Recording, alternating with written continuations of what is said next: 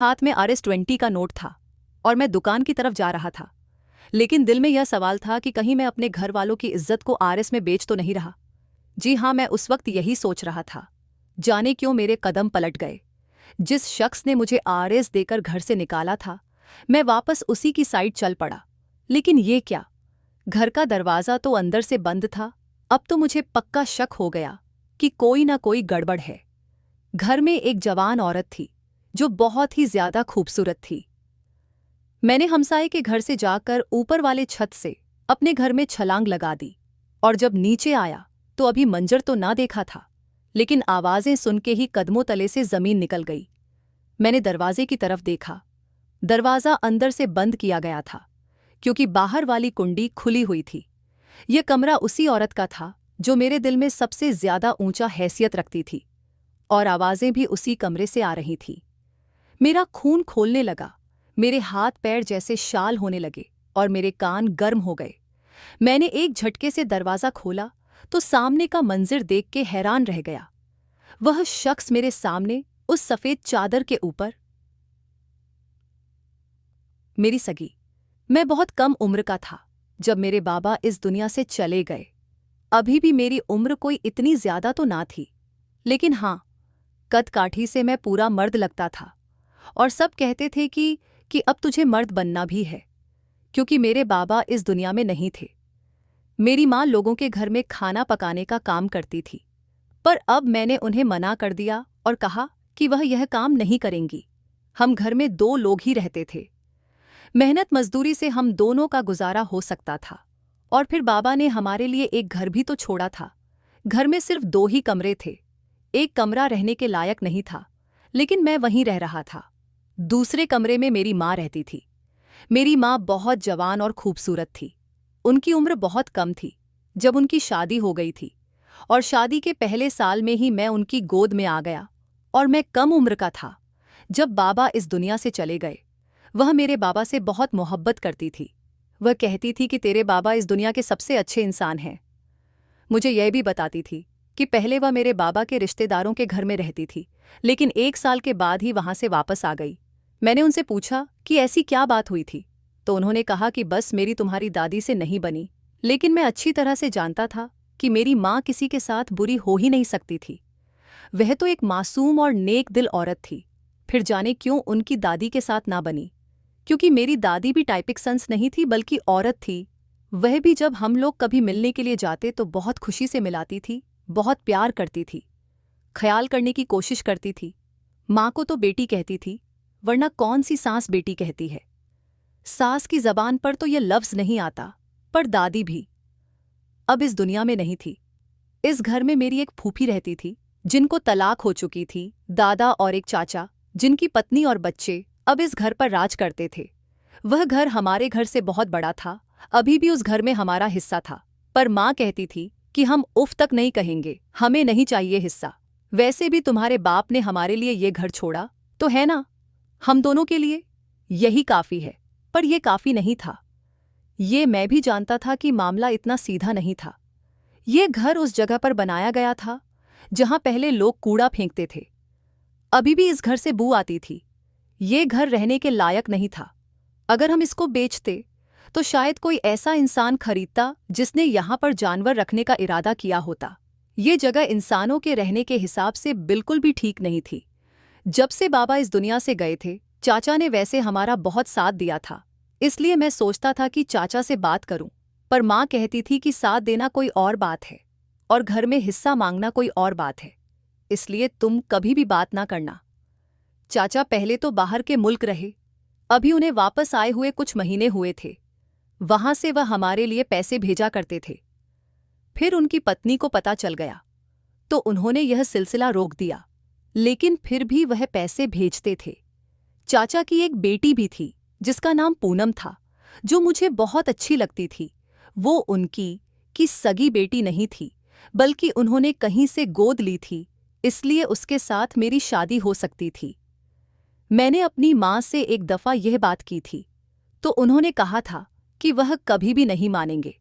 और हमारे पास है ही क्या, सेवाएं, एक घर के जो कूड़े के ऊपर बना हुआ है। मेरी माँ मेरे बाप के बारे में अच्छी अच्छी बातें बताती थी। कहती थी कि दुनिया का सबसे अच्छा मर्द था। तुम भी उसकी तरह बनना। अपनी पत्नी के लिए अपने घर वालों को छोड़ दिया। मैं यह नहीं कहती कि सब लोग अपनी पत्नी के लिए अपने घर वालों को छोड़ देंगे, लेकिन जो सही होता है उसका साथ देने की हिम्मत बहुत कम लोगों में होती है। चाचा अभी तक तो दूर दूर से ही मदद करते थे, लेकिन ज्यादातर घर नहीं आते थे, क्योंकि इस घर में कोई मर्द नहीं था। मुझे तो सब लोग छोटा बच्चा ही समझते थे। ये अलग बात थी कि अब मैं भी जवान हो गया था। सब कहते थे कि बस इसका रिकॉर्ड का बड़ा है, ये तो कल का बच्चा है।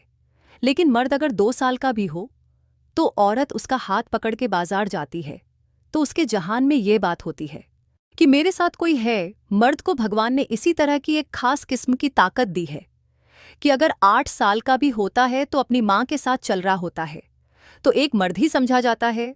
और मैं तो जवान हो रहा था। एक दिन घर चले आए आकर मेरे सिर पर हाथ रखा और कहा कि मुझे बड़ा अफसोस है। मैं तो वहीं पर रहा और मेरा भाई इस दुनिया से चला गया, लेकिन अब मैं हूं, मुझे भी थोड़ी तसल्ली हुई। उन्होंने कहा कि जब मैं गया था तो तू तस्का आएगा को काय की ऐते बहुत छोटा सा था।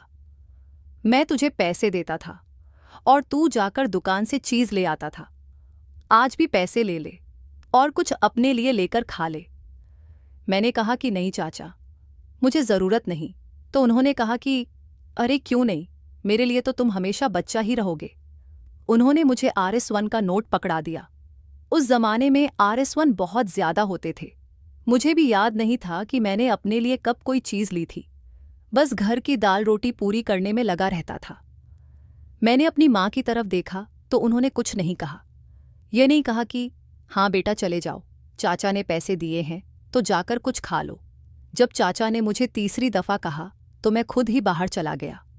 बाहर से कोई चीज़ ली और वहीं खाने में बिजी हो गया।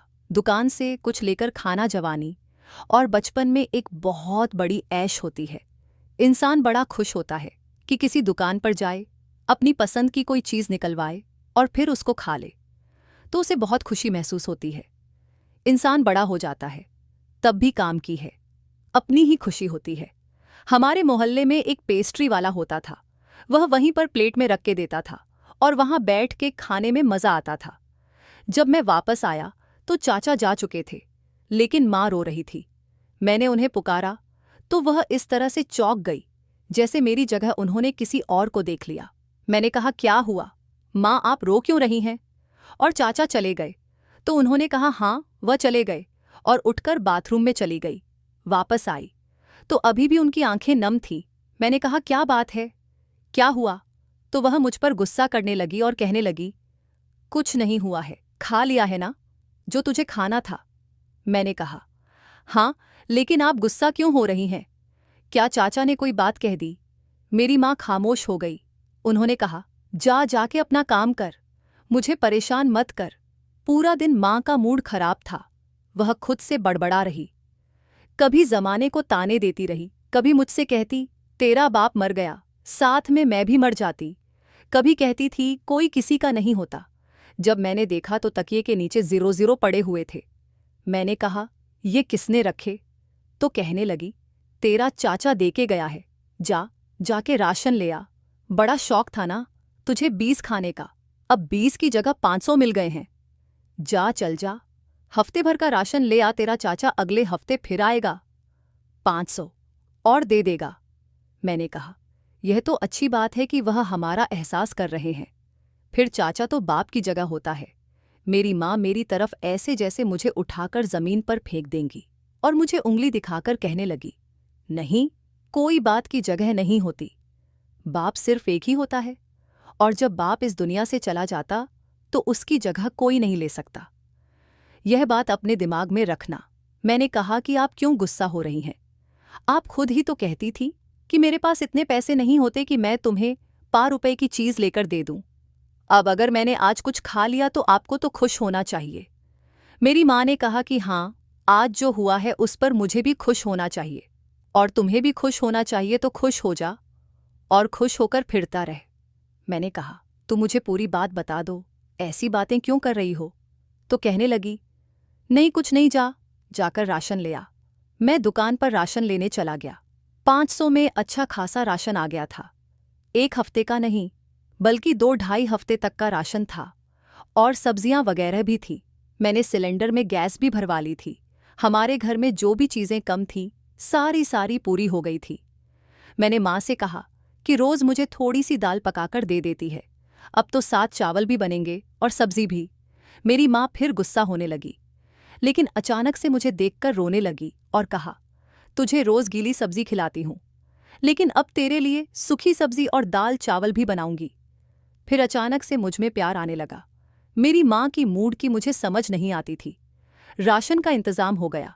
वह यह बात ऐसे बोल रही थी जैसे कोई नुकसान हो गया हो, जबकि 0 कमाना मेरे लिए बहुत मुश्किल था। वाकई हमारे पूरे महीने का राशन आ जाता। माँ का गुस्सा और बेबसी समझ नहीं आ रही थी, लेकिन दिल ही दिल में खुश था कि चलो चाचा ने एहसास तो किया। मेरी माँ इसी तरह गुस्से में रही, लेकिन 2-3 दिन के बाद ठीक हो गई, और जिस दिन उनका मूड थोड़ा बेहतर था, उस दिन चाचा फिर से आ गए।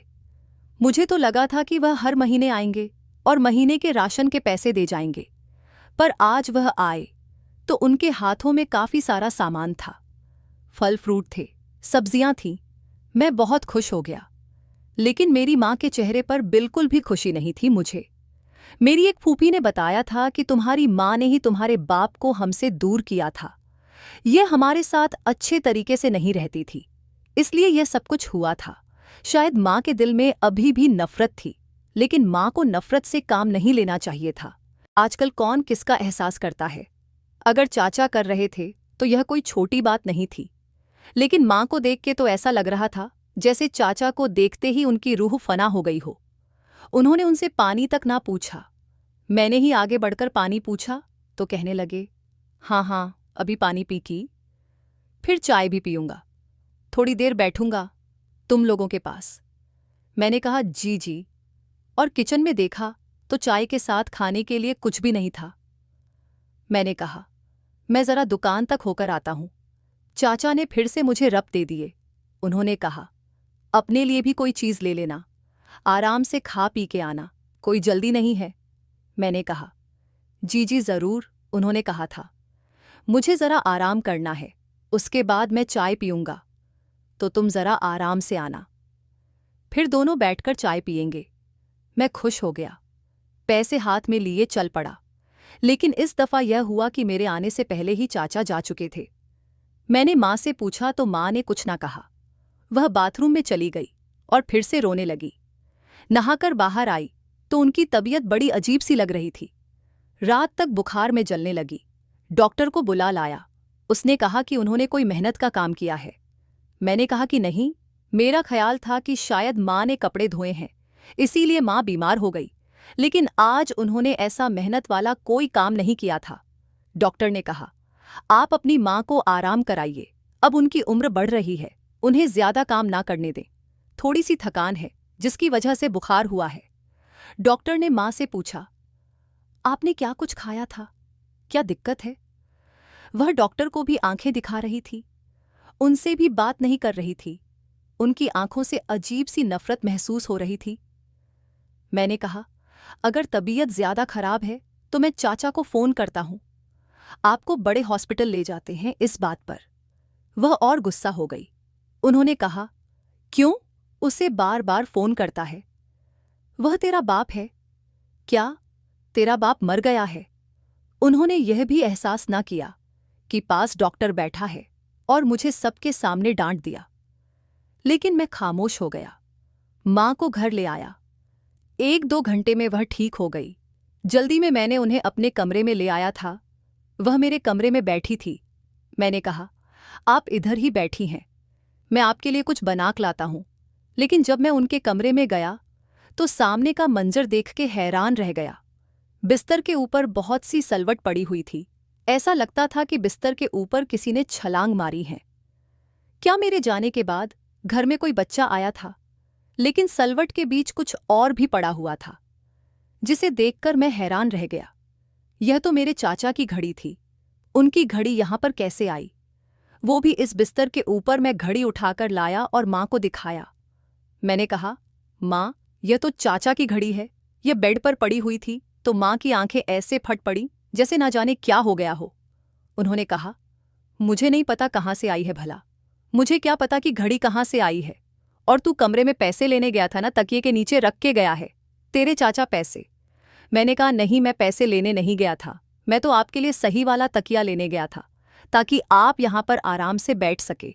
मुझे पैसों से क्या मतलब है, अगर चाचा ने दिए हैं तो इस्तेमाल ही हो जाने हैं। मैं तो यह सोच रहा हूं कि उनकी घड़ी यहाँ पर कैसे आई। मेरी माँ ने कहा, गिर गई होगी। इतना कहकर वह खामोश हो गई। मैंने घड़ी को एक तरफ रख दिया कि चलो जब दोबारा आएंगे तो मैं घड़ी उनको दे दूंगा। एक दिन मैंने यह बात अपने दोस्त को बताई। उसका भी बाप नहीं था, इसीलिए तो उसके साथ मेरी दोस्ती थी। उसने कहा कि तुम्हारी माँ को तो खुश होना चाहिए कि बाप के रिश्तेदारों में से कोई मदद कर रहा है। हर हफ्ते पैसे देकर जाता है, मिलने के लिए आता है, पूछता है मेरे बाप के रिश्तेदारों में से तो कोई भी नहीं आता। मेरी माँ इतनी रोती है, कहती है कि बाप चला गया तो उन लोगों ने भी हमें भुला दिया। बस एक मेरे नाना नानी हैं, वही हमारा ख्याल रखते हैं, और अगर वे नहीं होते तो हमारा क्या होता यार। ये तो बाप के परिवार वाले होते हैं ना, इनका बड़ा फायदा होता है। ये आपके अपने रिश्तेदार होते हैं, इनके साथ आपका फोन का रिश्ता होता है। तुम्हारी माँ को लगता है अभी भी उन लोगों से नफरत है, या शायद वह किसी बात को लेकर परेशान है।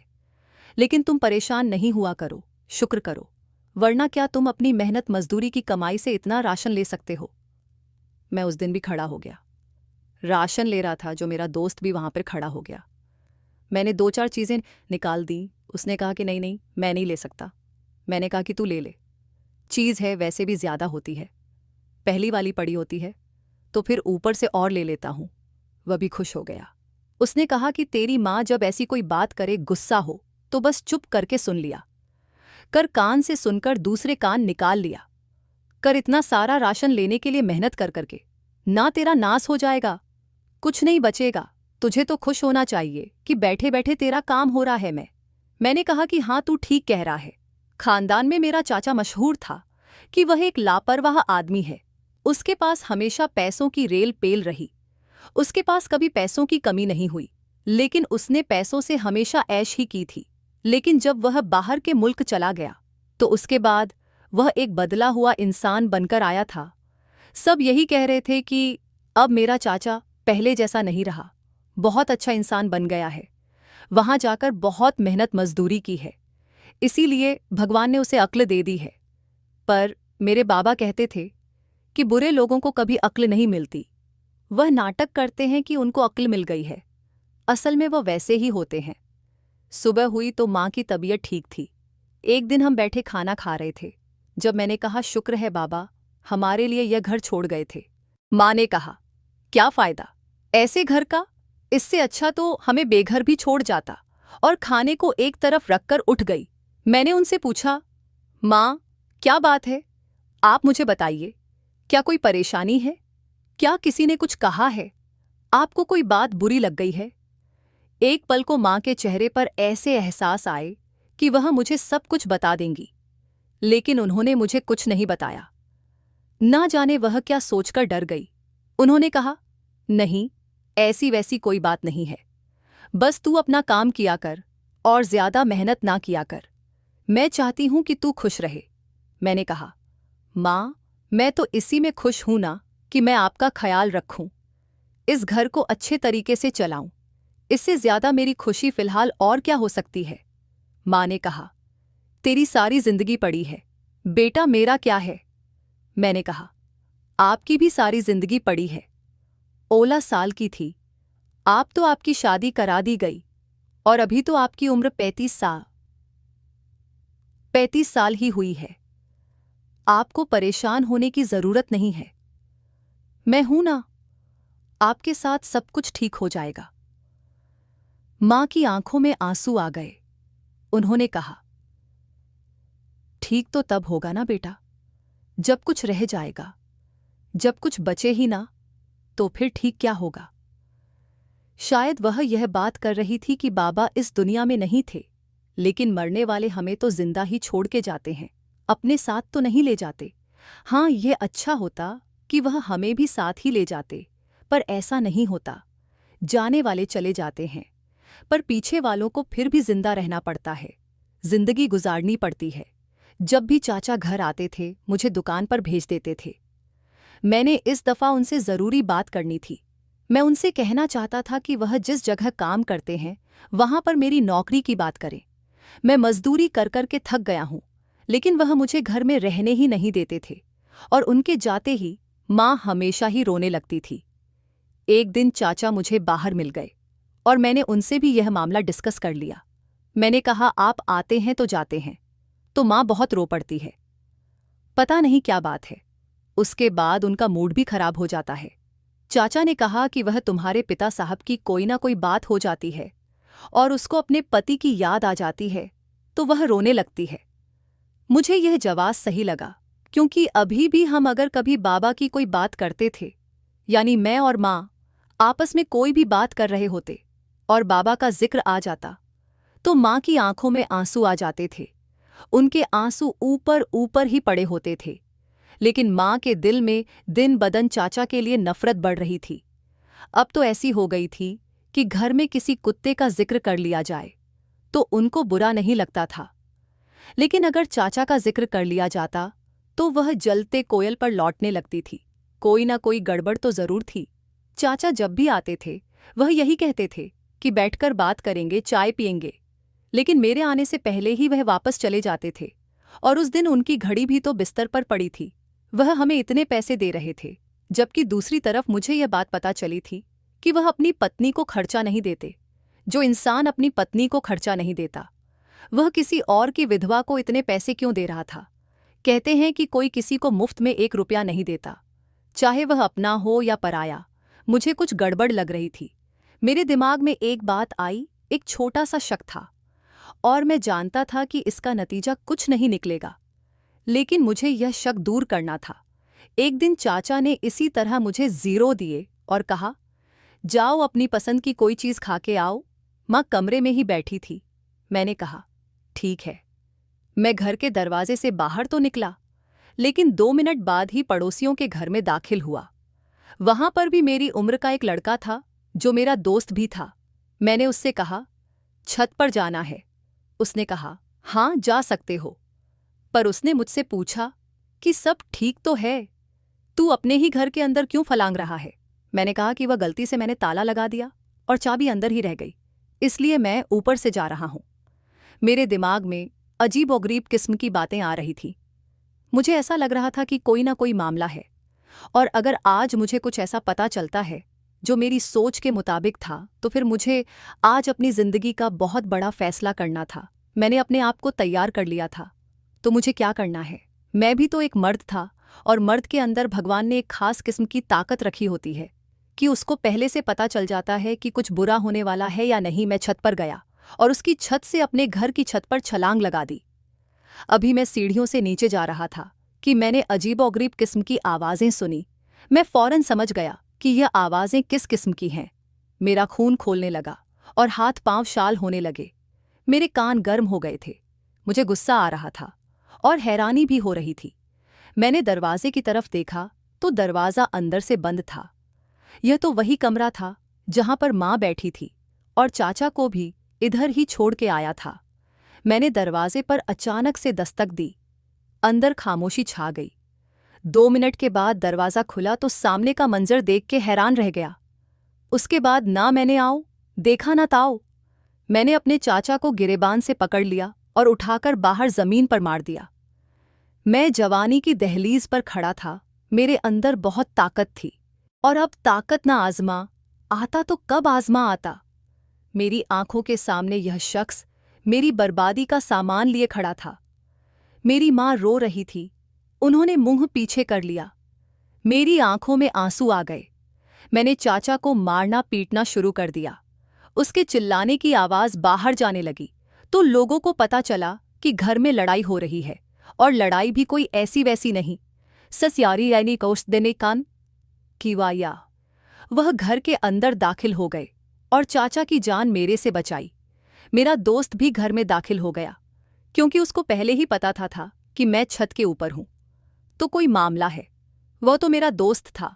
उसने मुझे रोका नहीं, बल्कि उसने भी चाचा को 2-4 हाथ लगा लिए, लेकिन बाकी लोगों ने रोक लिया। मैंने सबको कहा, ये कौन है? मैं इसको नहीं जानता। ये मेरे घर में घुस आया था। उन्होंने उसे पुलिस के हवाले कर दिया। उसके बाद मैं घर चला गया। मैंने जाकर अपनी चाची को सब कुछ बता दिया और अपनी चाचा और अपनी भूपी वगैरह को भी। वह लोग भी हैरान रह गए। मैंने यह भी कहा कि यह मेरे घर पैसे देकर जाता था। अगर मुझे पता होता कि यह पैसे इस चक्कर में देकर जा रहा है तो मैं उसे इससे पहले ही उसके अंजाम तक पहुंचा चुका होता। मुझे इतना गुस्सा आया, इतना ज्यादा कि मैं अपने आप को कंट्रोल नहीं कर सकता। चाचा वाकई बाकी जगह होता है और उसे पर हाथ उठाना कोई अच्छी बात नहीं होती, लेकिन फिर भी मुझे यह सब कुछ करना ही करना था, क्योंकि उसने दोबारा मेरे हाथ नहीं आना था और शायद मैं उसे कानून के नीचे भी नहीं ला सकता था। इसलिए बहती में हाथ तो मुझे धोने थे। मुझे मेरी चाची, फूफी और दादा ने कहा कि इस बात को यहीं पर रहने दो। चाचा को जाकर पुलिस स्टेशन से वापस ले आओ, कहो कि वह तुम्हारा चाचा था। मैंने कहा कि बिल्कुल भी नहीं, मैं ऐसा हरगिज नहीं करूंगा। मैं इसे कानून के नीचे लेकर आऊंगा और आप लोग यही दुआ करें कि इसे कानून ही सजा दे, क्योंकि अगर कानून ने इसको सजा नहीं दी तो मैं फिर खुद इसे सजा दूंगा। उन्होंने कहा कि तो कल का लड़का आज हमारे सामने हमारा दुश्मन बन के खड़ा हो गया है, अपनी माँ को क्यों नहीं समझाता? हो सकता है वही इस सब में शामिल हो। तेरी माँ ने इस पर दूर डाले हो, अपना हुस्न दिखाया हो। वह तो अभी भी जवान है, खूबसूरत है। मुझे तो इन सब पर भी गुस्सा आ रहा था। अगर दादा की उम्र का लिहाज ना होता तो उनको भी बताता कि मैं कौन हूं। मैंने कहा कि हाँ, मैं अब तुम सबको बताऊंगा कि मैं किस पिता की औलाद हूं। दरअसल बात यह थी कि जिस घर में हम रहते थे यह घर चाचा का था, जो उन्होंने अपनी पत्नी से छुपा के खरीदा था और मेरे पिता को रहने के लिए दिया था। जब वह घर से निकले थे तो उनके पास कुछ नहीं था, इसीलिए चाचा ने उस टाइम अपने भाई पर तरस खाके उन पर यह छोटा सा एहसान किया था। अब जब चाचा रोज घर आता तो मेरी माँ को धमका था, कहता था कि इस घर से निकल जाओ, तुम्हें इस घर से निकलना होगा, नहीं तो मेरी बात माननी होगी।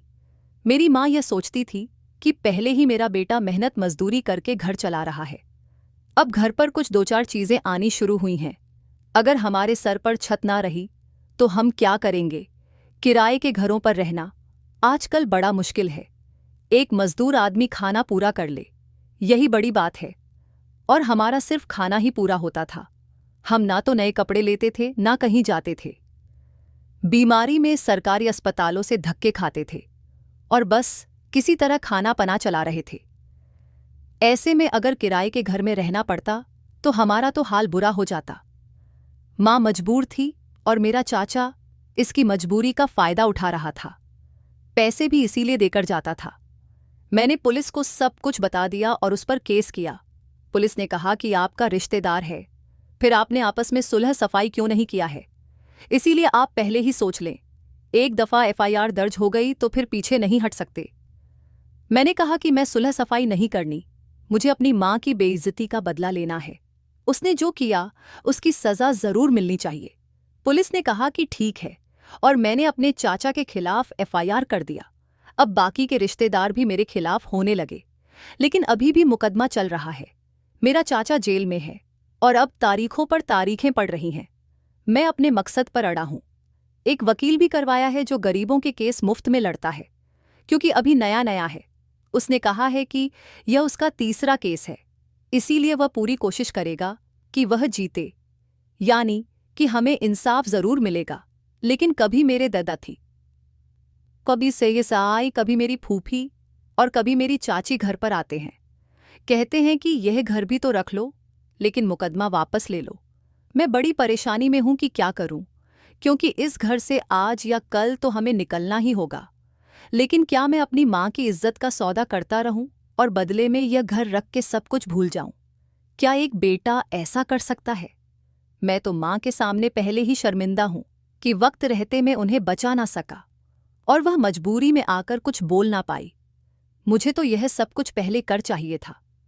मैं तो इस गुनाह के नीचे सारी जिंदगी दबा रहूंगा, परेशान रहूंगा, मर जाऊंगा तो अपने पिता को क्या मुंह दिखाऊंगा कि अपनी माँ का ख्याल ना रख सका। आप बताइए कि अगर आप मेरी जगह होते तो आप क्या करते? क्या करना चाहिए मुझे? क्या मैं केस वापस ले लूं और घर अपने पास रख लूं और सारी जिंदगी अपनी माँ के सामने शर्मिंदा हो जाऊं, या फिर मैं इसको सजा दिलवाऊं? से सौ असो के सौने तौसा से या तकदैप कहना। घर भी छोड़ दूं, मेहनत मजदूरी करूं और अपनी माँ को लेकर कहीं दूर चला जाऊं, किसी ऐसी जगह जहां पर हमें कोई भी ना जानता हो, क्योंकि यह बात मोहल्ले में भी फैल चुकी है और मेरी माँ आजकल बहुत परेशान और बीमार रहती हैं। मेरी सबसे रिक्वेस्ट है कि वह मुझे बढ़िया मशवरे दे और मेरी माँ के लिए भी दुआ करे कि भगवान उन्हें सुकून दे। वह एक बहुत अच्छी इंसान है। हमने सारी जिंदगी मेरे लिए, मेरे पिता के लिए कुर्बानियां ही दी है। पता नहीं ये सब कुछ क्यों हुआ, लेकिन मैं इस अज़म पर कायम हूं कि मैं इस इंसान के खिलाफ किया हुआ केस वापस नहीं लूं। उसे काल कोठरी तक पहुंचाकर ही दम लूंगा, चाहे इसके लिए मुझे कुछ भी करना पड़े। आप लोग मुझे अपनी राय जरूर दें। यह कितनी बुरी दुनिया है, यहां पर यह सब कुछ होता है। आप लोग बताएंगे, क्या आपकी जिंदगी में कभी कुछ ऐसा हुआ है? आपने कभी ऐसा देखा है? वैसे मैंने एक बात नोट की कि जिसके साथ बुरा होता है, लोग उसके साथ कुछ अच्छा नहीं करते और फायदा ही उठाते हैं। अगर मैं अपनी माँ का साथ ना देता तो कौन देता? अगर मैं इस बात पर खामोश हो जाता, कुछ ना करता, तो फिर मैं सारी जिंदगी कैसे जीता? अपने आप से आंखें कैसे मिलाता और मरने के बाद अपने बाप को क्या कहता कि मैं क्यों चुप हो गया था? क्यों मैंने अपनी माँ का साथ नहीं दिया था? क्यों मैंने आवाज नहीं उठाई थी? क्या मुझे चुप रहना चाहिए था? नहीं नहीं, बिल्कुल भी नहीं। इसलिए मैंने यह सब कुछ किया है। मेरा तो दिल करता है कि मुझे कभी वह आदमी मिल जाए तो मैं फिर से उसे पर हमला कर दूं और उसको इतने थप्पड़ मारूं कि मुझे सुकून आ जाए। लेकिन अभी ऐसा नहीं हो सकता। मेरा दोस्त भी अच्छा था जो मेरे साथ मिल गया और उसने भी 2-4 थप्पड़ लगाए थे। दोस्तों, वीडियो कैसा लगा कमेंट करके ज़रूर बताएं। वीडियो को लाइक और चैनल को सब्सक्राइब ज़रूर करें।